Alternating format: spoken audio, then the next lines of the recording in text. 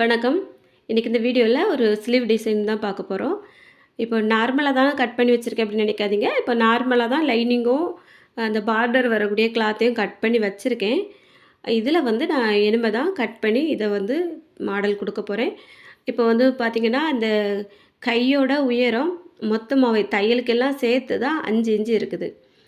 கீழே 1/2 இன்ச்சு தையலுக்கு போகும், மேலே வந்து 1/2 இன்ச்சு தையலுக்கு போகும். மொத்தம் இந்த கையோட உயரம் வந்து 4 இன்ச்சு தான்.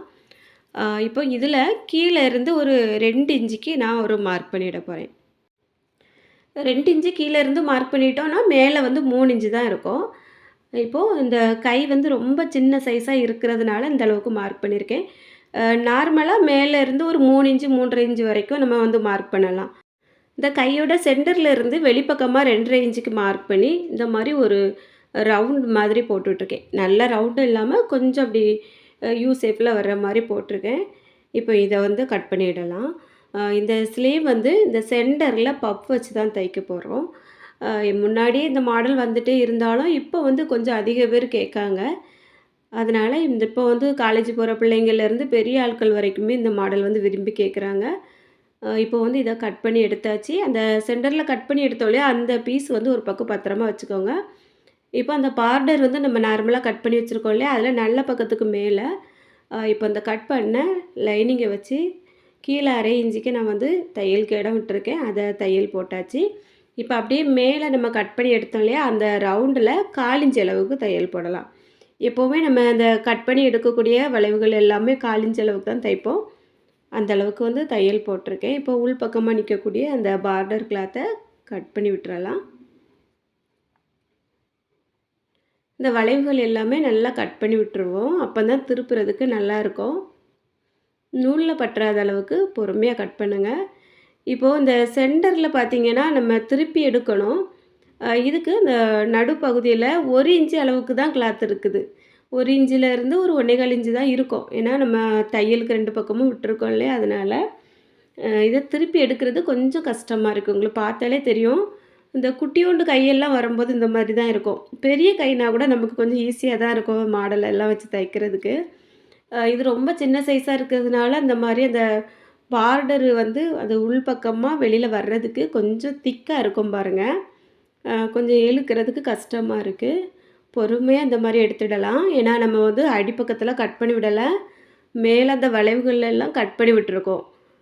சும்மா இழுத்து பிடிச்சி எடுத்தோம் அப்படின்னா அந்த இடத்துல வந்து தையல் விட்டுறக்கூடாது. அதனாலேயே ரொம்ப பொறுமையாக நான் வந்து இதை திருப்பி எடுத்துகிட்ருக்கேன்.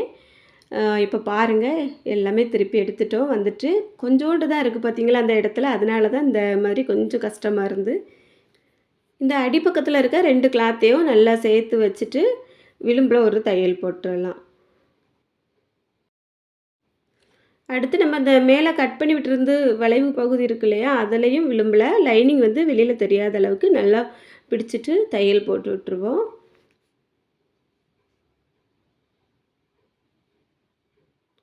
இனி அப்படியே உள் பக்கமாக திருப்பிட்டு நம்ம அந்த லைனிங்கோட அளவுக்கு 2 கிளாத்தையும் சேர்த்து வச்சு தையல் போட்டுடலாம்.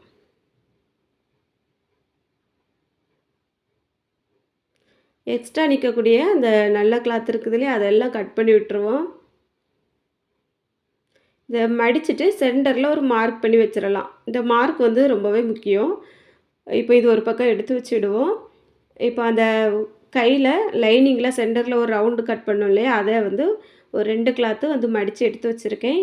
அந்த மடிப்பு பகுதி இந்த மடிப்பு பகுதி ஒன்றா வர மாதிரி வச்சுட்டு மேலே அந்த கரெக்டான அளவுக்கு மார்க் பண்ணி விட்டுறலாம்.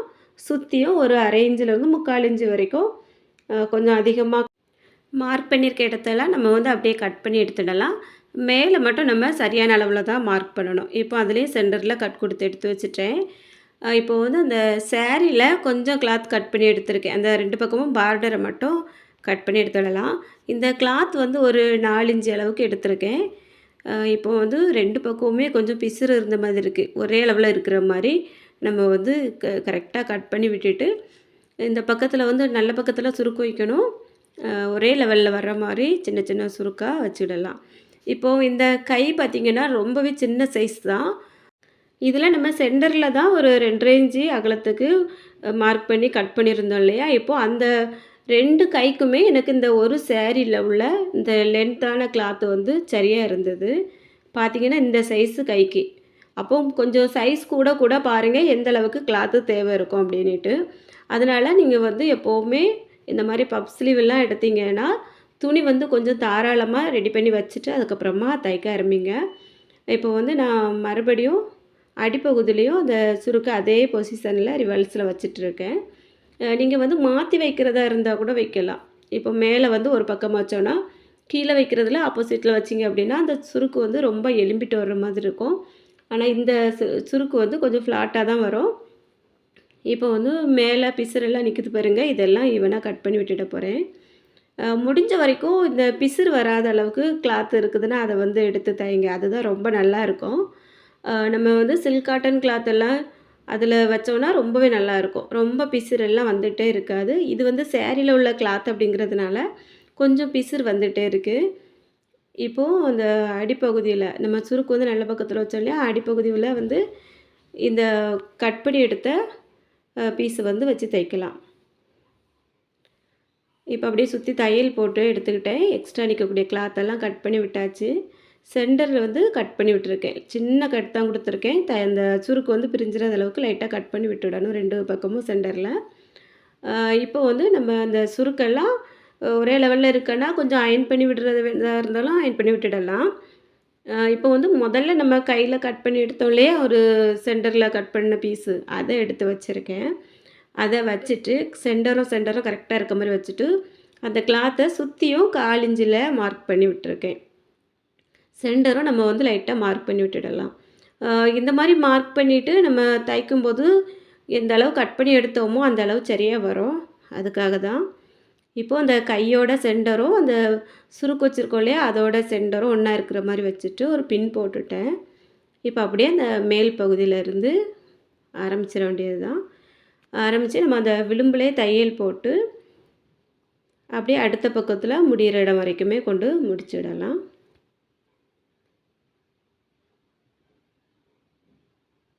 இந்த சின்ன கைக்கே எவ்வளோ நேரம் ஆகுது அப்படின்ட்டு பாருங்க. நம்ம வந்து கொஞ்சம் இந்த மாதிரி டிசைனர் ஸ்லீவ்லாம் தைக்கும்போது பொறுமையா தான் தைக்க முடியும். கொஞ்சம் அவசரத்தெல்லாம் இதில காட்டவே கூடாது. கொஞ்சம் பொறுமையா தைச்சிட்டோம் அப்படின்னா, அது வந்து கடைசியில தச்சு முடிச்சதுக்கப்புறமா ரொம்ப நல்லாயிருக்கும். இப்போ வந்து நான் இப்படி மடிச்சு காமிக்கிறேன் பாருங்க. நம்ம உடம்புல உடுத்துனதுக்கு அப்புறமா அந்த மாரி அந்த பஃப் வந்து நல்லா எலும்பிட்டுருக்கும். பார்க்குறதுக்கு நல்லாயிருக்கும்.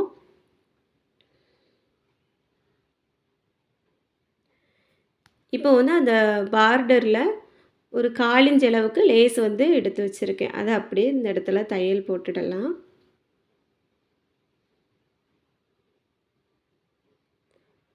அந்த லேஸுக்கு வெளிப்பக்கமாவும் இன்னொரு தையல் போடணும். அப்பதான் நல்லா பதிஞ்சு வரும். அதே லேஸ இந்த கையோட அடிப்பக்கத்துலயும் நான் வச்சு 2 தையல் போட்டுட போறேன். இன்னைக்கு வந்து இந்த சில்க் சாரி ப்ளவுஸுக்கு இந்த மாரி சாரியிலருந்து கொஞ்சமா கிளாத் கட் பண்ணி பப் ஸ்லீவ் வச்சு தச்சிருக்கோம். இந்த மாடல் எப்படி இருக்குது அப்படிங்கிறதையும் கமெண்ட்ல சொல்லுங்க. இந்த வீடியோ பிடிச்சிருந்தா மறக்காம ஒரு லைக் குடுத்துருங்க. அப்படி நீங்க இன்னும் என்னோட சேனல சப்ஸ்கிரைப் பண்ணலன்னா, சப்ஸ்கிரைப் பண்ணிட்டு பக்கத்துல இருக்க பெல் பட்டனையும் ஆன் பண்ணிருங்க. இப்போ வந்து இந்த கையில கைக்குழி தெரியறதுக்காக நான் வந்து இந்த மாரி மார்க் பண்ணி விட்டுருக்கேன். அ இப்போ வந்து இந்த மார்க்கிங்க்கு மேல நான் வந்து தையல் போட்டுட போறேன். ஏன்னா நம்ம வந்து இத தையல் போடுறதுக்கு முன்னாடி கட் பண்ணிட்டோம் அப்படின்னா, இந்த சுருக்கெல்லாம் பிரிஞ்சு போயிரும். மறுபடியும் நமக்கு ரொம்ப ரிஸ்க்கா இருக்கும். அதனால இந்த மாரி பப் ஸ்லீவ்க்கெல்லாம் லைட்டா அந்த இடத்த மார்க் பண்ணிட்டு, அதுக்கு மேல ஒரு தையல் போட்டுட்டு, தைக்கக்கூடிய டைம்ல அந்த மார்க்கிங்குக்கு வெளிப்பக்கமா கட் பண்ணி எடுத்துடுங்க. அதுவும் ரொம்ப ஈஸியா இருக்கும். அவ்வளோதாங்க. இன்னைக்கு இந்த ஸ்லீவ் வந்து உங்களுக்கு பிடிச்சிருக்கும்னு நினைக்கிறேன். இதே போலவே உங்க ஃப்ரெண்ட்ஸும் வந்து இத பார்த்து பயனடையணும்னு நினைச்சா, நிறைய நிறைய ஷேர் பண்ணுங்க. இதுவரைக்கும் இந்த வீடியோவ பொறுமையா பார்த்த எல்லாருக்கும் ரொம்ப ரொம்ப நன்றி. வணக்கம்.